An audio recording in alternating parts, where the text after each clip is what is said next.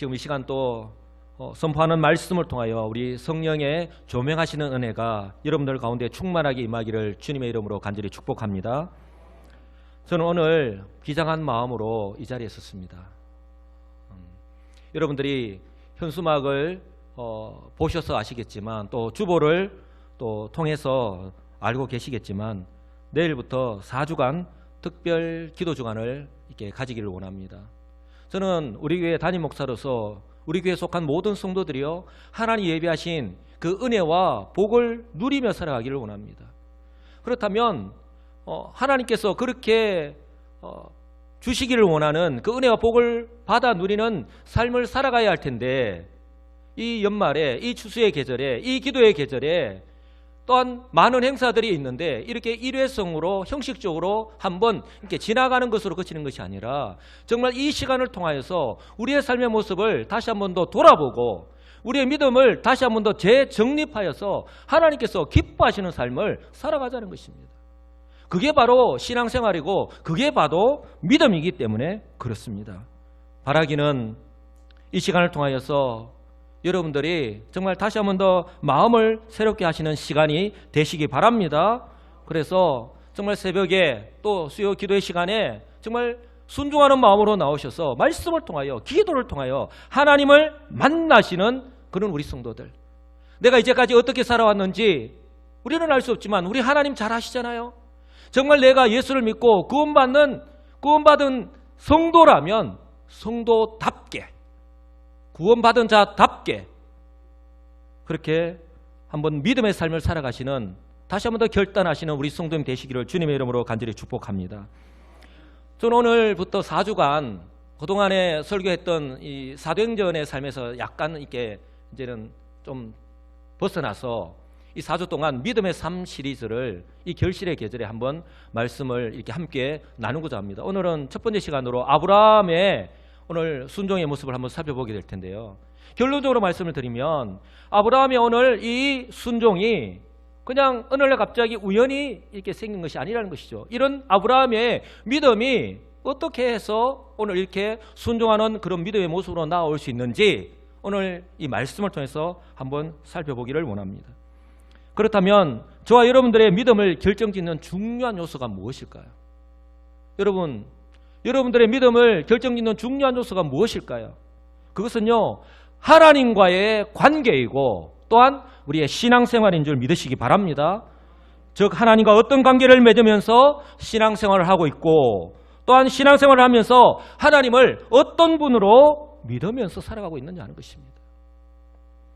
저는 하나님의 믿음의 시험, 즉 이 테스트를 아주 우수한 성적으로 통과한 이 아브라함의 삶의 여정을 한번 살펴보면서 다시 한번 더 이것을요 확신하게 되었습니다.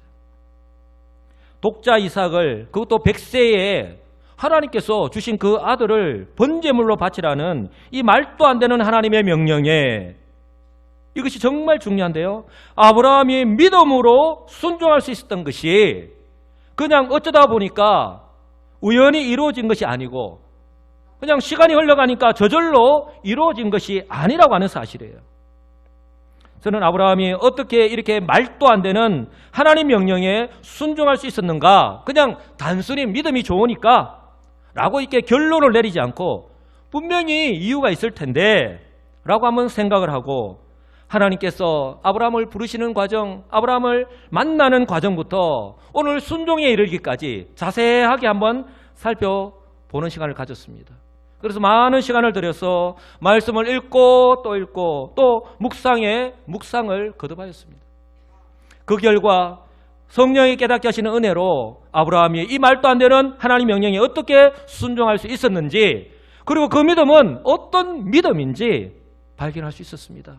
그래서 오늘 우리 성도들과 이 은혜를 나누기를 원합니다. 이 질문을 하면서 저는 오늘 설교를 시작할까 하는데요. 만약에 하나님께서 여러분의 믿음을 시험하신다면 언제, 어떤 종류의 그리고 어느 정도의 강도로 어느 정도의 수위로 여러분들의 믿음을 테스트하시겠습니까? 그리고 이 시험을 통과하실 수 있겠습니까? 이에 대한 여러분의 대답은요 제가 이미 설교를 시작하면서 말씀을 드렸지만 저와 여러분들이 하나님과 어떤 관계 속에서 지금 하루하루 살아가고 있는지를 보면 알 수 있다고 하는 사실입니다.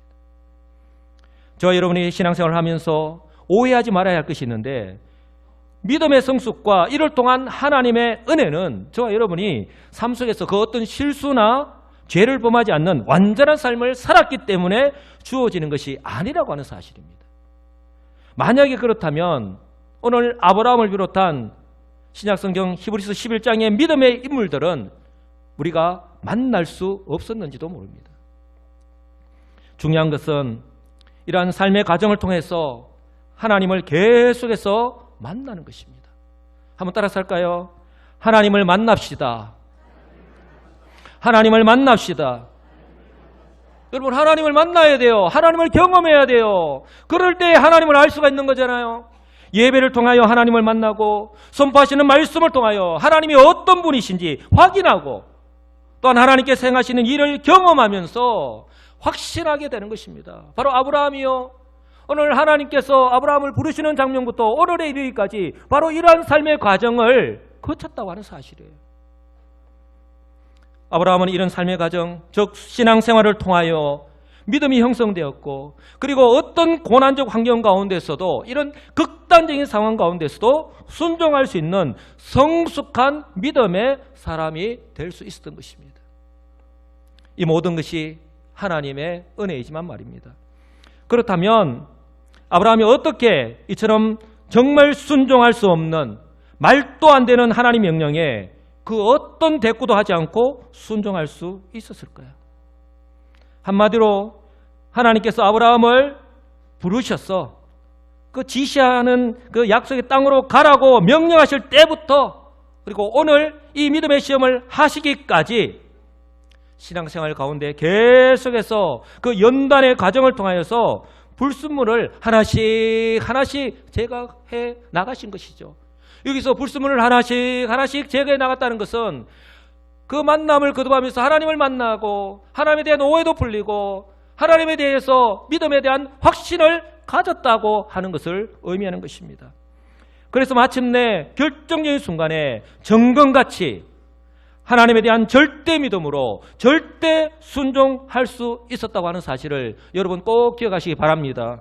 바로 욥기서 23장 10절 말씀 그대로입니다. 한번 다 같이 읽어보겠습니다. 내가 가는 길을 그가 아시나니 그가 나를 단련하신 후에는 내가 순금같이 되어 나오리라. 아멘. 여러분, 내가 가는 길을 그가 아신다고 말합니다. 하나님 우리를 그냥 내버려진 존재로 이제 내가 너를 구원했으니까 네가 알아서 살아가라, 이렇게 내버려진 존재로 우리를 내버려 두시지 않았다는 것이죠. 우리 하나님 우리와 동행하시잖아요. 오늘 내가 가는 길을 그가 아신다라고 오늘 욥은 그렇게 고백하잖아요. 그리고 이 신앙의 이 연단의 과정을 통하여서 나를 단련하신 후에는 내가 순같이 되어 나오겠다고 그렇게 고백하고 있지 않습니까? 그렇다면 그 시작이 무엇입니까? 그 시작이 무엇일까요? 바로 이전의 삶과의 단절입니다. 우리가 예수 믿기 이전에 내가 정말 믿음대로 행하기 이전에 그 연약한 삶의 모습, 그 삶과의 단절이라고 하는 거예요. 하나님께서 아브라함을 부르시고 하나님께서 명령하시는 땅으로 가라는 것부터가 바로 그렇습니다. 왜냐하면 지금 있는 곳에 그대로 있으면, 지금 있는 곳에 그대로 주저앉아 있으면 아무것도 할 수 없다는 거예요. 아무런 변화도 생기지 않는다는 것입니다. 이것이 이루어지지 않고서는 한 발자국도 앞으로 나아갈 수 없기 때문에 그렇습니다. 바로 하나님의 이 명령에 대한 순종이 바로 첫 번째 시험장이라고 할 수 있는 거예요. 그래서 하나님 이렇게 명령하시잖아요. 내가 내게 보여줄 땅으로 가라는 거예요. 얼토당도 않는 내 생각과 내 지식과 내 경험에 도무지 맞지 않는 그 말씀을 할 때도 있다는 거예요. 그러나 그럼에도 불구하고 순종하면서 그 자리를 떠나는 것이 바로 믿음의 첫 번째 관문을 통과하는 것이라는 거예요. 사랑하는 성도 여러분, 여러분들은 이 심장을 무사히 통과하셨습니까? 아직도 그 과정 중에 계십니까? 아니면 아직도 롯의 아내처럼 과거의 삶에 미련이 남았어 머뭇거리고 있거나 뒤를 돌아보고 계시지는 않습니까? 내가 그리스도인이라고 하는 성도라고 하는 새 옷을 입었음에도 불구하고 아직도 새 삶을, 그에 걸맞는 삶을 살아가지 못하고 있다고 한다면 여러분 그 원인을 찾아야 합니다. 그리고 그 장소에서 떠나야 하고요. 그 사람과 헤어져야 하고요. 그 행위에서 벗어나야 하는 거예요. 그 행위를 당장 그만둬야 합니다. 그것이 바로 믿음의 여정을 향한 첫 번째 관문이라고 하는 사실입니다. 아브라함은 그 당시에 자신의 전부라고 할 수 있는 고향과 친척과 아버지의 집을 떠나라는 결코 쉽지 않은 이 하나님의 명령에 순종하였습니다. 그리고 하나님의 인도하심을 따라서 거룩한 여정을 시작하였습니다. 어쩌면 아브라함은 하나님의 명령에 대한 자신의 순종이 인류의 구원을 위한 거룩한 부르심이었다고 하는 사실을, 또 하나님께서 그 믿음의 여정 가운데에 거듭거듭 이 약속을 하고 계심에도 불구하고 처음에는 깨닫지 못했는지도 모릅니다. 그 약속이 어떤 약속을 하셨죠? 너를 통하여 큰 민족을 이룰 것이다. 너의 이름이 크게 될 것이다. 너는 복의 근원이 될 것이다. 바로 하나님께서 저와 여러분들 또한 죄로 인하여서 심판받고 죽을 수밖에 없는 저와 여러분들을 이렇게 구원하셨고 이렇게 사용하시기를 원하신다고 하는 사실을 꼭 기억하시기 바랍니다. 여러분, 아브라함이요 하나님의 그 부르심과 명령에 순종하여서 과거의 삶과 단절할 때의 나이가 75세였습니다. 그러므로 우리 인생에서 이처럼 언제 하나님을 만나서 새로운 인생을 살아가느냐 하는 것이 중요한 것이지, 결코 자신의 나이가 믿음의 삶에 장애물이 될 수 없다, 장애물이 아니라고 하는 사실을 꼭 기억하시기 바랍니다. 특별히 오늘 예배에 참석하신 우리 어르신들 꼭 기억하시고 위로받으시고 셈을 내시기를 주님의 이름으로 간절히 축복합니다. 그렇다면 하나님 명령을 따라서 새로운 삶을 시작한 아브라함의 삶이 아무런 문제 없이 순탄했습니까? 저와 여러분들의 믿음의 삶이 순탄합니까? 결코 그렇지 않습니다. 이 아브라함이 얼마나 많은 고난과 시행착오를 겪었습니까? 우리 가운데 혹시라도 잘못 이해하고 계신 분이 있을 수도 있는데요. 예수를 믿는다는 것은 우리의 죄가 용서함을 받고, 즉 구원받고 우리의 신분이 하나님의 자녀로 바뀌는 이 세상에 결코 알 수도 없고 이해할 수도 없는 엄청난 축복임에 틀림이 없습니다. 그러나 우리가 예수를 믿는다고 해서 우리의 삶에 그 어떤 어려움도 없고 모든 문제가 척척 해결되는 소위 만사형통한 삶을 기대한다면 이것은요 잘못된 믿음이고 오해이자 착각입니다. 우리 앞에 놓인 환경도 문제도 모두 다 그대로입니다. 오히려 하나 더 늘었다고 할 수 있습니다. 왜냐하면 사단 마귀가 저와 여러분들이 신앙생활을 제대로 하지 못하도록 끊임없이 계속해서 시험하고 있기 때문에 그렇습니다. 그러므로 신앙생활에서 그 무엇보다도 중요한 것이 하나님과의 관계라고 하는 사실을 꼭 기억하시기 바랍니다. 바로 우리의 삶 속에서 나와 함께 하시는 하나님, 때를 따라서 나를 도우시고 지키고 보호하시는 하나님, 그 하나님을 만나고 그 하나님을 경험하는 것이 중요하다고 하는 것입니다. 바로 이것이 바로 믿음의 과정입니다. 아브라함이 하나님께서 명령하신 땅 가나안으로 가는 여정과 그리고 그 가나안 땅에 도착했을 때에 그곳에서의 삶을 보시기 바랍니다. 여러분 결코 순탄하지 않았습니다. 만약에 하나님께서 그 가나안 땅으로 인도했다면 우리가 흔히 말하기를 하나님께서 모든 것을 다 준비해놔야지, 모든 어려움이 없어야지, 우리는 그렇게 이야기하잖아요. 그런데 아브라함이 가나안 땅에 도착했을 때 그곳에 기근이 들었어요. 먹을 것이 없었습니다. 그래서 애굽으로 내려가서 양식을 구해야 되는 그런 고난과 어려움을 겪었잖아요. 그리고 또 애굽에서 자신의 아내 사레, 아내가 얼마나 이뻤던지 그 아내 사레를요 누이라고 속여서 거짓말을 했지 않습니까? 또한 창세기 20장에 보면 아브라함이 그랄에 거주할 때도 그랄 왕 아비멜렉에게도 자신의 아내 사라를 누이라고 속이면서 또다시 거짓말을 했습니다. 여러분 이런 아브라함의 모습을 보면서 우리는 이렇게 이야기할 수 있습니다. 하나님께서 아브라함에게 왜 그렇게 했냐고, 왜 묻지도 따지지도 않으시고 벌하지도 않으시냐라고 그렇게 항변할 수 있습니다. 더 아이러니한 것은 이 아브라함의 거짓말 때문에 잘못한 것은 아브라함인데 피해를 본 것은 오히려 애굽 왕과 아비멜렉 왕이었잖아요. 성경은 이처럼 우리가 이해할 수 없는 그런 일들로 가득합니다. 제가 이 말씀을 여러분들에게 드립니다. 아마 자신의 자녀가 행하는 모든 것이 옳고 또 순종하기 때문에 자신의 자녀를 사랑하는 부모는 아무도 없을 거예요. 거짓말하고 잘못하고 실수투성이, 그 실수할 때가 수없이 많음에도 불구하고 또 그들의 잘못을 다 알고 있음에도 불구하고 때로는 모른 채 하고 또 용서합니다. 왜 그렇게 하십니까? 그 이유가 무엇입니까? 내 자녀니까. 내 자녀니까. 결코 부인할 수 없는 관계성 때문에 그렇습니다. 성경은 이렇게 말씀하잖아요. 영접하는 자 곧 그 이름을 믿는 자들에게는 하나님의 자녀가 되는 권세를 주셨다고. 하나님께 있어서 바로 저와 여러분들이 그런 존재입니다. 만약에 우리가 범죄한 대로 우리가 실수할 때마다 하나님께서 책망하시고 하나님께서 벌하시고 하나님께서 심판하셨다면 오늘 이 자리에 예배드릴 자가 아무도 없을 것이며 이 땅에서 살아남을 자가 아무도 없을 거예요. 하나님은 아브라함을 누구보다도 잘 아셨습니다. 그의 실수도 그의 연약함도. 이처럼 우리의 연약함을 누구보다도 잘 아시는 하나님이시기에 우리를 긍휼히 여기시고 오히려 때를 따라 돕는 은혜를 베풀어 주실 줄 믿습니다. 그리고 그 은혜 안에서 그 은혜 때문에 오늘 또 우리가 살아가고 있음을 믿으시기를 주님의 이름으로 간절히 축복합니다. 그리고 우리 하나님은요, 이처럼 우리를 구원하시고 아니 아브라함에게 명령하시고 내가 네게 지시한 땅으로 가라.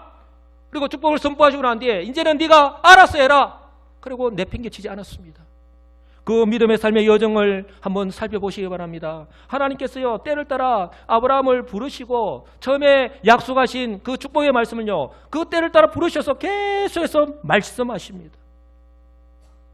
한두 번이 아니라 때를 따라서 거듭거듭 말씀하십니다.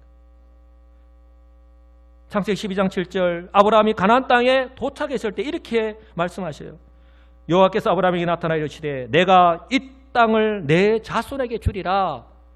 그리고 시간이 흘러서 롯이 아브라함을 떠난 후에 이제는 시간이 흐르고 이제 거부가 되었죠. 그때 롯이 아브라함 곁을 떠납니다. 그때 이렇게 말씀합니다. 롯이 아브라함을 떠난 후에 여호와께서 아브라함에게 이르시되 너는 눈을 들어 너 있는 곳에서 북쪽과 남쪽 그리고 동쪽과 서쪽을 바라보라. 보이는 땅을 내가 너와 내 자손에게 주리니 영원히 이르리라. 내가 내 자손이 땅에 띠끌같게 하리니.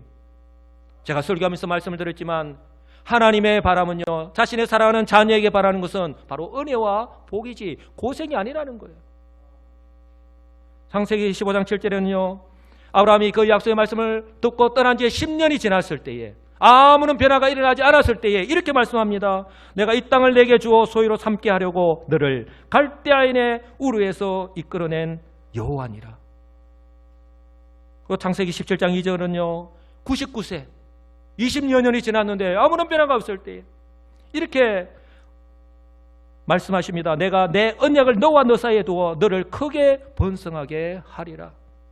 여러분 하나님은 결코 우리를 그냥 내버려 두시지 않으셨어요. 거듭거듭 말씀하시고 우리와 말씀의 교제를 나누시는 거예요. 하나님께서 이처럼 때를 따라서 거듭 말씀하시는 것은 하나님께서 약속하신 것을 반드시 지키신다 하는 것을 의미하는 거예요.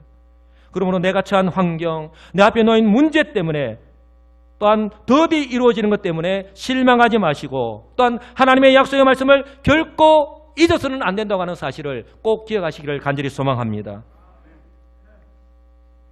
그런데 하나님께서 아브라함에게 이처럼 거듭 언급하시면서 약속하신 것을 이루시기 위해서는요 선행되어야 하는 것이 있습니다. 바로 아브라함에게 자식이 있어야 하는 거예요.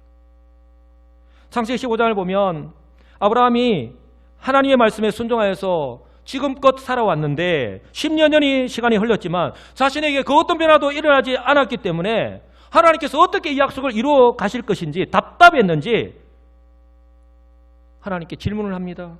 하소연을 합니다. 이렇게 고백합니다. 주 여호와여 무엇을 내게 주시려 하나이까? 나는 자식이 없사오니 나의 상속자는 이 다메섹 사람 엘리에셀이니이다. 아브라함이 또 이르되 주께서 내게 씨를 주지 아니하셨으니 내 집에서 길린 자가 내 상속자가 될 것이니이다. 여러분 푸념 섞인 하소연을 하고 있지 않습니까? 우리도 내가 딱 시간을 정해놓고 하나님 왜 응답을 안 하십니까? 그렇게 하나님 앞에 하소연하고 있는 우리들의 모습과 동일하지 않습니까? 이런 아브라함의 의문과 불평이 섞인 질문에 하나님께서요, 이번에는 시청각 자료를 보여주시면서 말씀을 하세요. 그 사람이 내 상속자가 아니라 내 몸에서 날 자가 내 상속자가 되리라 하시고, 그를 이끌고 밖으로 나가 이르시되 하늘을 우러러 무뼈를 셀 수 있나 보라. 또 그에게 이르시되 내 자손이 이와 같으리라. 다시 한 번 더 말씀하시는 거예요. 그런데 여기서 중요한 것은요, 아브라함이 이렇게 말씀하시는 여호와를 믿었다고 하는 사실이에요. 조금 전에 10여 년이 지났는데 조금 더 자신에게 하나님께서 거듭 말씀하셨는데 지금 자신에게는 조금 더 변화가 일어나지 않았는데, 그런데 자신이 그렇게 하나님 앞에 항변을 했는데 하나님이 이렇게 말씀하시니까 아브라함이 여호와를 믿었대요. 여기서 아브라함이 여호와를 믿었다는 말은요, 자신이 하나님 명령을 따라서 고향 친척 아비 집을 떠나서 벌써 10년이 지났는데, 그리고 자신에게 어떤 변화도 일어나지 않았는데 하나님께서 계속해서 말씀하시는데 80대 중반이 되었는데 그런데도 아직 아들은 없고 자신에게 어떤 변화도 일어나지 않았지만, 그러나 하나님께서 자기에게 아들을 주시겠다고 하신 그 말씀을 그대로 믿었다고 하는 거예요. 바로 이 믿음이 우리에게 필요하다고 하는 사실이에요. 그것이 하나님과의 관계 속에서 비롯된다고 하는 사실을 꼭 기억하시기 바랍니다. 아브라함은요, 행위를 통해서 자신의 의로움을 증명하기 이전에 이처럼 먼저 믿음으로 말미암아 이미 하나님으로부터 의롭다함을 받았다고 하는 사실을 꼭 기억하시기 바랍니다. 아브라함이 여호와를 믿으니 여호와께서 이를 그의 의로 여기시고, 환경은 그리 아니한다 할지라도, 도무지 내 생각과 내 이치에 맞지 않는다 할지라도 하나님 그렇게 말씀하시니 내가 믿을 때에 하나님이 그 믿음을 의로 여기셨다는 거예요. 이런 믿음의 소유자들이 다 되시기를 주님의 이름으로 간절히 축복합니다. 여러분, 믿음이 바로 그 사람의 행위를 결정짓는 거예요. 창세기 15장을 보시면 하나님께서 이처럼 아브라함의 믿음을 확인하신 후에 약속을 그리고 확실하게 지킨다는 증거로 언약식을 갖습니다. 그리고 언약을 새롭게 하시는데요, 창세기 15장 18절, 그날에 여호와께서 아브라함과 더불어 언약을 세워 이르시되 내가 이 땅을 애굽 강에서부터 그 큰 강 유브라데까지 내 자손에게 주겠다고 다시 한 번 더 말씀을 합니다. 여러분, 이렇게 하나님께서 아브라함에게 말씀하셨는데 또 이렇게 약속하시고 난 후에 또 10여 년의 시간이 흘렀어요. 그리고 아브라함이 99세가 되었는데 그때 여호와께서 아브라함에게 또다시 나타나셔서 이렇게 말씀하십니다. 자신이 어떤 분인지 정확하게 다시 한 번 더 말씀하시고 언약을 새롭게 합니다. 나는 전능한 하나님이라. 한번 따라서 합시다. 나는 전능한 하나님이라. 너는 내 앞에서 행하여 완전하라. 여러분, 우리가 하나님을 어떤 분으로 알고 있느냐는 거예요. 우리가 하나님을 전능하신 하나님을 알고 있다면 너는 그 어떤 의심도 하지 말고 그 하나님의 말씀을 믿고 온전히 순종하라는 거예요. 내가 내 언약을 나와 너 사이에 두어 너를 크게 번성하리라고 다시 한 번 더 말씀합니다. 그리고서 아브라함과 사라의 이름을 바꿉니다. 아브라함에서 여러 민족의 아버지라는 이름의 뜻을 가진 아브라함으로, 그리고 사레에서 여러 민족의 어머니라고 하는 이름의 뜻을 가진 사라로, 그리고 사라를 통하여 이제 아들을 낳아주시겠다고 말씀하는 거예요.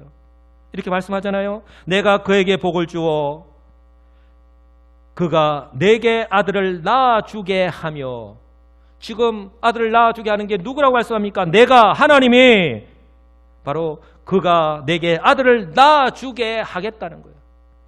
내가 그에게 복을 줘 그를 여러 민족의 어머니가 되게 하겠다고 말씀합니다. 사랑하는 성도 여러분, 나는 전능한 하나님이라는 말씀 그대로 무에서 유를 창조하신 전능하신 하나님께서 인간에게서 그 어떤 희망도 그 어떤 여행도 바랄 수 없을 때에, 다시 말해서 사람의 어떤 노력이나 능력이 아니라 오직 전능하신 하나님께서 이 100세의 노인을 통하여서 임신할 수 있게 하셔서 아들을 낳게 해주겠다는 거예요. 아브라함에게 믿음의 여정을 시작하실 때에 약속하셨는데, 그리고 그 믿음의 삶 가운데 거듭 말씀하셨는데, 이 25년 동안 거듭 약속하신 것을 이제 이루시는 거예요. 언제요? 하나님의 때에. 그럼 왜 빨리 약속을 지키지 않았냐고 우리는 말할 수 있지만, 우리가 잊지 말아야 될 것은 하나님께서 능력이 없어서도 아니고 역사의 주관자 되시는 하나님께서 하나님의 때에 그 주권적인 섭리로 인도하신다고 하는 사실을 여러분들 꼭 기억하시기 바랍니다. 그러므로 우리는요, 이런 실수를 범하지 말아야 돼요. 지금 우리가 믿음이 있다 하면서 우리가 스스로 범하고 있는 어리석음, 즉 우리의 생각이나 지식이나 경험을 바탕으로 하나님께서 역사하실 때를 미리 정해놓고 왜 하나님께서 역사하지 않으시냐고 원망하고 아우성치는 그런 모습들, 하나님께서 이런 우리들의 모습을 보실 때에 얼마나 우스꽝스럽고 또 우리들의 이런 모습이 얼마나 어리석은 모습이냐 하는 것을 다시 한번 더 기억하시기 바랍니다. 그러므로 우리의 때, 우리가 정해놓은 때가 아니라 하나님의 때입니다. 그러므로 하나님의 때를 기다려야 합니다. 하나님의 때를 기다리시는 저와 여러분들 되시기를 간절히 소망합니다. 이것이 바로 우리가 인내하고 포기하지 말아야 할 이유입니다. 바로 이것이 하나님께서 인정하시는 진짜 믿음이라고 하는 사실을 꼭 기억하시기 바랍니다. 그러니 이처럼 100세의 이 아브라함에게 있어서 100세에 태어난 아들 이삭은요, 정말 많은 의미가 있을 수밖에 없는 거예요. 하나님께서 거듭 약속하신 언약의 성취입니다. 그리고 하나님께서 어떤 분이신지, 즉 언약을 반드시 지키시는 전능하신 하나님. 왜 100세 때에 아무것도 할 수 없는, 자신은 100세고 사라는 90세, 도무지 인간적으로는 육체적으로는 불가능하잖아요.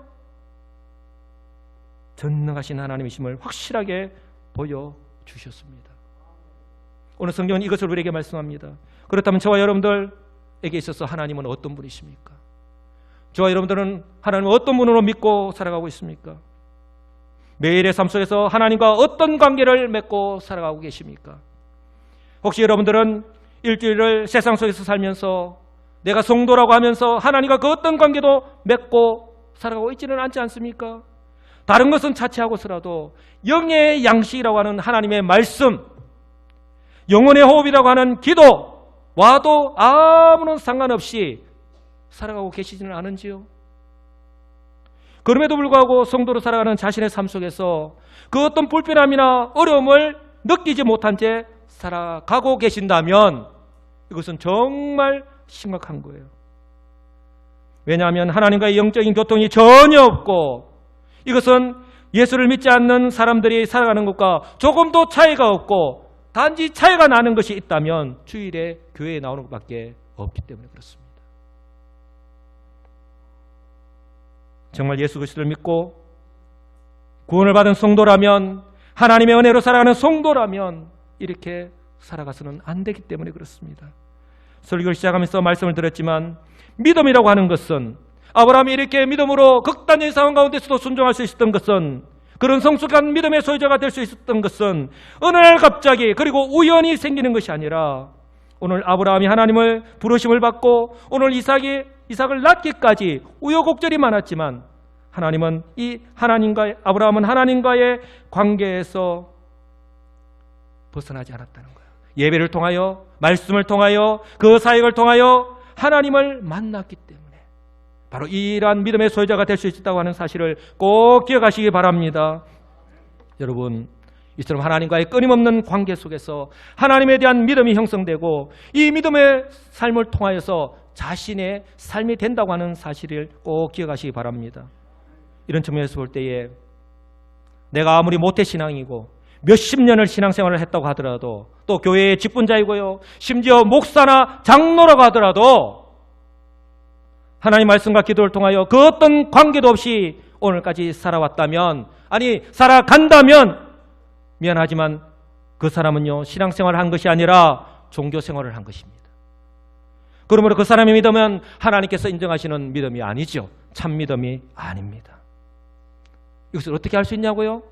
바로 나의 힘으로 어찌할 수 없는 문제에 부딪혔을 때에 분명히 나타난다고 하는 거예요. 바로 오늘 아브라함을 통해서, 바로 오늘 아브라함이 이 문제를 만났잖아요. 바로 오늘 본문의 시작이 어떻습니까? 하나님이 아브라함을 시험하시려고 그를 불렀다고 말씀하잖아요.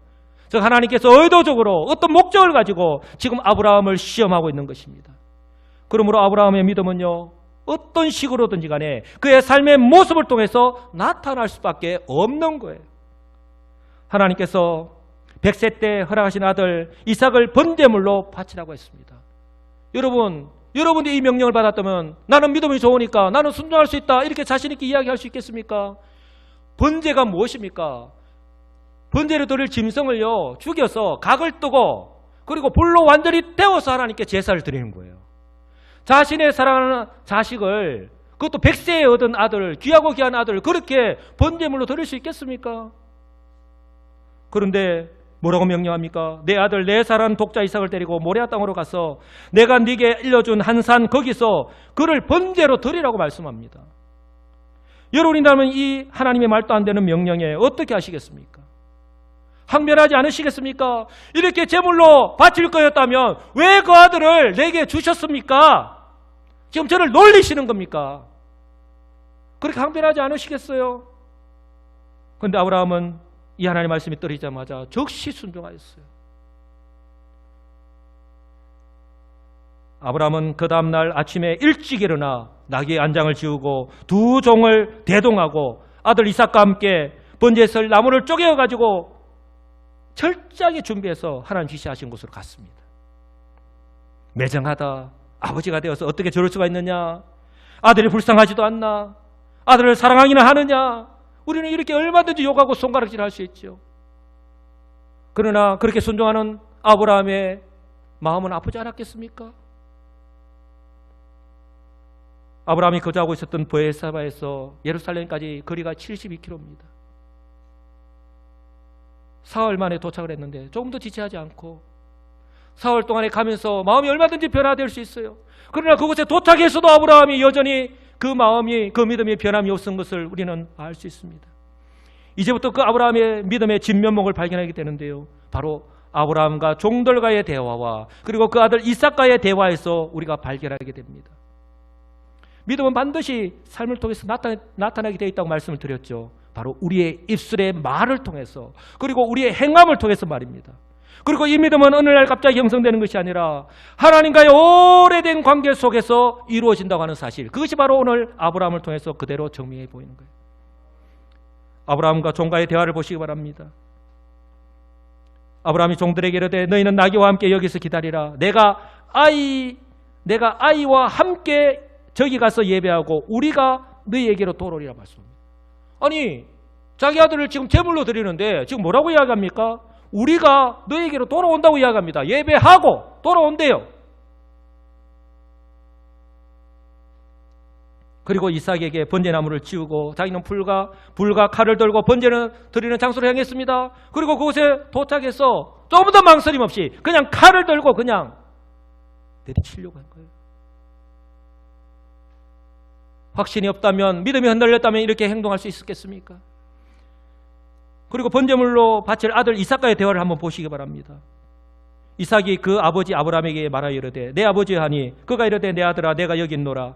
이삭이 이르되 불과 나무는 있거니와 번제할 어린 양은 어디 있나이까? 아브라함이 이르되 내 아들아 번제할 어린 양은 하나님이 자기를 위하여 친히 준비하시리라. 여러분 대화를 잘 보시기 바랍니다. 이렇게 아들과 대화한 후에 조금도 지체함이 없이요, 바로 아브라함은 그 아들을 묶고 제단 위에 놓아서 그냥 칼을 들고 내리치려고 했습니다. 절대절명의 위기의 순간에도 조금도 흔들림이 없는 이 아브라함의 모습, 이보다 더 큰 시험이 어디에 있겠습니까? 여러분, 인지상정이라고 자식을 위해서 죽을 부모는 있지만 자식을 죽일 부모는 없지 않습니까? 어쩌면 정말 감당하기 힘든 시험이었음에도 불구하고 하나님의 말씀이기에, 아니, 이 아브라함이 하나님을 믿었기 때문에 이렇게 순종할 수 있었던 것입니다. 그것이 바로 아브라함이 종들과의 대화 가운데에, 그리고 그 아들 이삭과의 대화 가운데서 그대로 할 수 있잖아요. 그리고 그 믿음대로 하나님이 그대로 역사하시는 것을 우리는 바라보게 됩니다. 여러분, 하나님과의 관계 속에서 하나님께서 어떤 분이신가를 알고 또 믿었던 아브라함이었기 때문에, 그리고 하나님께서 25년간의 삶 속에서 거듭거듭 약속하시는 그 말씀을, 그 언약을 알았기 때문에, 믿었기 때문에 이렇게 순종할 수 있었는데, 설마 죽이시기까지 하시겠느냐? 또 한 걸음 나아가서 설령 죽인다 하더라도 전능하신 하나님이시니까 그 약속을 이루시기 위해서라도 다시 살려주실 줄 믿고 이렇게 담대하게 순종할 수 있었다고 하는 사실을 여러분 꼭 기억하시기 바랍니다. 그래서 믿음장이라고 부르는 히브리서 11장에서 이 장면을 이렇게 평가하잖아요. 아브라함은 시험을 받을 때에 믿음으로 이삭을 드렸으니 그는 약속들을 받은 자로 돼 그 외아들을 드렸느니라. 그에게 이미 말씀하시기를 내 자손이라 칭할 자는 이삭으로 말미암으니라 하셨으니 그가 하나님이 능히 이삭을 죽은 자 가운데서 다시 살리실 줄로 생각한지라. 부활의 믿음을 가지고 있었던 거예요. 비유컨대 그를 죽은 자 가운데서 도로 받은 것이니라. 그리고 야고보서에서는요, 아브라함의 순종을 이렇게 평가합니다. 우리 조상 아브라함이 그 아들 이삭을 제단에 바칠 때에 행함으로 의롭다 하심을 받은 것이 아니냐. 내가 보거니와 믿음이 그의 행함과 함께 일하고 행함으로 믿음이 온전하게 되었느니라. 여러분, 믿음은 믿음으로 존재하는 것이 아니라 믿음은 반드시 행함으로 나타날 수밖에 없는 것. 믿음과 행함이 뗄래야 뗄 수 없는 그런 관계, 동전의 양면과 같이 하나라고 하는 것을 분명히 보여주는 거예요. 그러면 내가 믿음이 있노라면서 내 삶이 그렇게 따지 않을 때에 그것은 온전한 믿음이 아닌 것이죠. 이런 아브라함의 믿음을 보시고 우리 하나님은 다 알고 계셨지만 확인하시고 응답하시는 것을 우리는 바라보게 되잖아요. 오늘 여기서 여호와 이레의 하나님의 모습을 우리가 발견하게 되는 것 아닙니까? 성경 뭐라고 말씀합니까? 여호와의 사자가 하늘에서부터 그를 불러 이르시되 아브라함아 아브라함아 하시는지라. 사자가 이르시되 그 아이에게 내 손을 대지 말라. 그에게 아무도 하지 말라. 내가 내 아들 내 독자까지도 내게 아끼지 아니하였으니 내가 이제야 내가 하나님을 경외하는 줄을 알리니. 여러분, 내가 이제야 내가 하나님을 경외하는 줄 알았다라고 하는 이 말씀은요, 아브라함의 믿음을 오늘 처음 알았다는 것이 아니라 전지전능하신 하나님께서 다 알고 계셨지만 이제 더 이상 내가 믿음의 테스트를 하지 않겠다. 이제는 내가 시험에 통과했다 라고 하는 이 말씀이에요. 이처럼 아브라함은요, 하나님에 대한 믿음 그대로 행함으로 말미암아 여호와 이레의 하나님의 은혜를 경험하였다고 하는 사실을 꼭 기억하시기 바랍니다. 종들과 그 아들 이삭에게 말한 그대로 하나님께서 자기 일을 위해서 준비해 놓으신 뿌리 수풀에 걸려있는 순양을 가져다가 아들을 대신하여 번제를 드리고 그의 종들에게로 돌아가서 함께 그곳을 떠나 브엘세바로 돌아왔다고 하는 사실, 그 종들에게 이야기한 대로, 그 아들에게 이야기한 대로 그대로 이루어졌지 않습니까? 여기서 말하는 순양은요, 이삭 대신 죽임을 당한 이 순양, 바로 우리를 대신해서 십자가에서 죽임을 당하신 예수 그리스도를 상징하잖아요. 이삭은 그 순양을 생각할 때마다 내가 죽어야 되는데 내 대신 죽은 그 은혜에 대해서 얼마나 감사합니까? 하게 생각했겠습니까? 바로 저와 여러분들이 매일의 삶 가운데에 나를 위해서 내가 죽어야 되는데 내 대신 죽으신 그 십자가에 죽으신 예수 그리스도를 생각하며 감사하며 그 은혜에 감사하며 나와야 하는 것이, 예배 자리로 나와야 되는 것이 바로 우리의 믿음 있는 자의 모습이라고 하는 사실을 꼭 기억하시기 바랍니다. 여러분, 이처럼 하나님께서는요, 저와 여러분들을 누구보다도 잘 알고 계심에도 불구하고 때로는 우리의 믿음이 어느 정도인지 또 어디까지 순종할 수 있는지 확인하고 싶어 하시는 것, 여러분 기억하시기 바랍니다. 물론 우리가 이것을 알 수 있는 건 역시 하나님과의 관계 속에서 믿음이 있을 때에 가능하지만 말입니다. 이제 말씀을 맺습니다.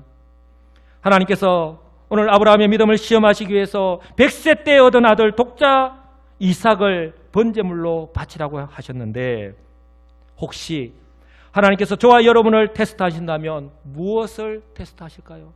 저와 여러분들이 하나님께서 이것을 테스트하신다면 오늘 아브라함에 있어서 100세 때 얻은 아들 독자 이삭을 바치라고 하는데 나에게는 정말 순종하지 못할 그것이 무엇입니까?